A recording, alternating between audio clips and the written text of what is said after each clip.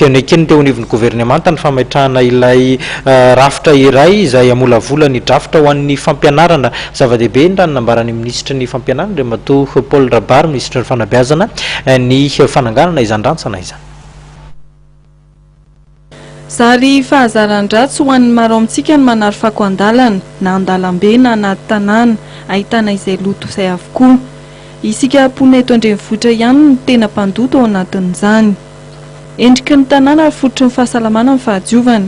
Entina nentanana ary hitaizana mponina ho an'ny fahadiovana dia mikarakara fifaninanana isaky ny boriboritany ny komuna Antananarivo renivohitra amin'ity volana Jona ity. Tanjona zany dia hitaizana ny olona mba hanadio tanàna Antananarivo. Lido moa efa entanana foana isan'andro hoe diovina ny tanàna. Fa angamba tsaratsara kokoa raha somary sy nepy fifaninanana hitaizana ny olona amin'ny fanadiovana.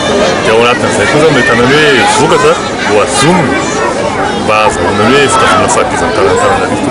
Satria tsara ohatrany atao hoe madio e.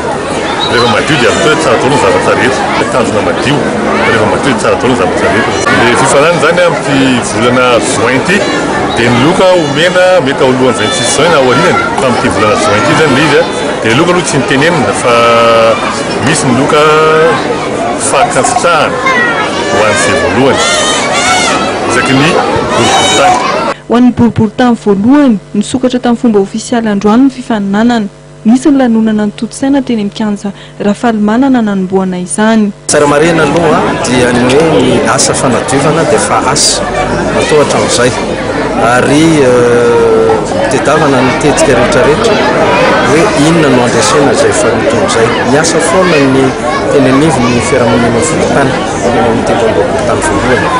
Marina hoe raha zavatra hitantsika amin'izao fotoana mbola tsy tonga amin'ilay mahafapo satria misy ny loto-kely tsy misy ny tsy mety atsy ary izay dia mariako anatin'ny fahasamihafana isika miaina mety madio aminao tsy madio amiko ka izay tsy mitsahatra tady izay vahaolana rehetrarehetra ahafahana manohy sy mitady izay hoe andresena ny fanoton'izay nangataka fiainana manokana amin'ny andramatoa BDS fa hanolotra izay tetikasa anankiray zany izay everina indray fa mety andresena izany fahalotona izany. Misy ny fidinana eny anivon'ny fokontany samihafa eto andrenivohitra tanterahan'ny mpanara-maso ny fahadiovana.